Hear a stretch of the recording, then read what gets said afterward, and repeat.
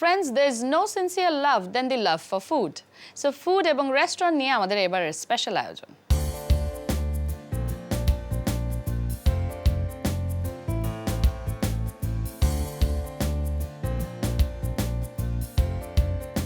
Time square রেস্টুরেন্টের party centre আত্মপ্রকাশ ঘটে 2016 সালের নভেম্বর মাসে। নামটি ইংরেজি বা বিদেশি শোনালেও আমাদের কিন্তু মুখ্য উদ্দেশ্য বিদেশি এবং স্বদেশি পণ্যের একটি নিবিড় এবং সাশ্রয়ী সমন্বয় করা। প্রথমত আমরা আমাদের পণ্যের বা খাবারের মানটির প্রতি আমরা সজাগ এবং তীব্র দৃষ্টি রাখি।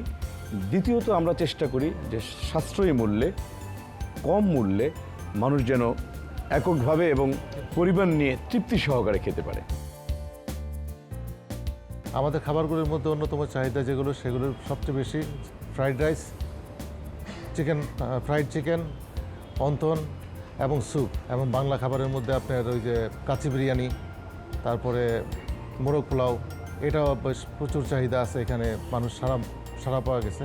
বিবাহবার্ষিকী, জন্মদিন এবং বিয়ে, বিভিন্ন মাল্টিন্যাশনাল কোম্পানিগুলো আসে এখানে কনফারেন্স করার জন্য। এটাই আমাদের এখানে সবচেয়ে অন্যতম চাহিদা। আমরা খুব ভালো সাড়া পাচ্ছি। আমাদের টোটাল ক্যাপাসিটি আছে 300+। একদিকে আমাদের পার্লামেন্ট ভবন, আরেকদিকে আসাদ গেট এবং ধানমন্ডি 27-এর একেবারে প্রাণকেন্দ্রে, রাজধানীর প্রাণকেন্দ্রে টাইম স্কোয়ার আপনারা আসবেন। এখানে হরেক রকমের নানান প্রকারের খাদ্যের যে সমাহার, এটি আমাদের মুখ থেকে না শুনে আপনারা নিজের এসে দেখবেন, চেখে দেখবেন, খেয়ে দেখবেন। আমাদের বিশ্বাস আমাদের অন্যান্য কাস্টমাররা যারা একবার এখানে এসছে তারা কিন্তু দ্বিতীয়বার আমাদের এখানে আসার আকাঙ্ক্ষা পোষণ করে। আমাদের বিশ্বাস আপনারাও যদি একবার টাইম স্কোয়ারে আসেন এবং আমাদের খাদ্যের স্বাদ গ্রহণ করেন, নিশ্চয়ই আরেকবার আপনাকে আসতে হবে।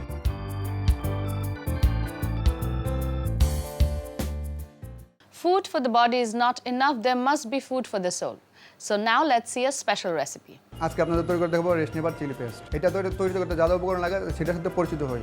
কর্নফ্লাওয়ার, তেল, চিলি সস, রসুন, রেড কারি সস, কানেকশন milk, coconut milk, white pepper, পেঁয়াজ পাতা, চিনি, টেস্টিং সল্ট, লবণ, ময়দা এবং কোরাল ফিশ। তাহলে চলুন শুরু করি আজকের রেসিপি। প্রথমে মাছটি আমি হাতে নিয়ে ফ্লাওয়ার দিচ্ছি। এখন আমি ফিশটাকে ফ্রাই করব। এটা ফ্রাই করতে 4 থেকে 5 মিনিট সময় লাগবে। 70% মাছটি যখন হয়ে যাবে তখন মাছটি আমি তেল থেকে উঠে ফেলবো। মাছটি উঠে ফেলার পরে এটা আলাদা একটা সস হবে। সসে এটাকে জাস্ট সসের ভিতরে জাস্ট করবো, মডিফাই করবো। মাছটি ফ্রাই হয়ে গেছে, এখন মাছটা নামাবো।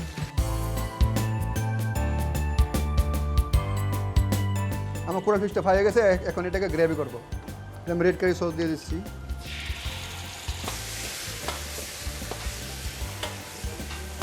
এটাকে ভালো করে ভুনে নিচ্ছি, পানি দিচ্ছি,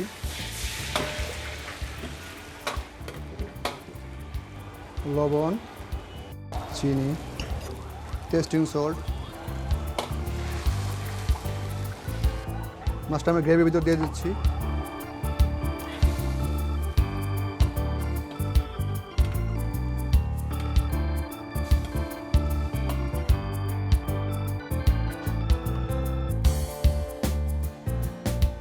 connection milk, coconut milk, chilli sauce,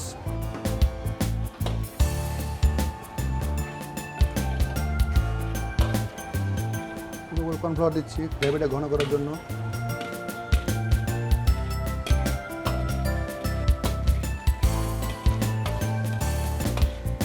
আমার গ্রেভিটা তৈরি হয়ে গেছে। এখন আমি গ্রেভিটা মাছের উপর দিয়ে দিব।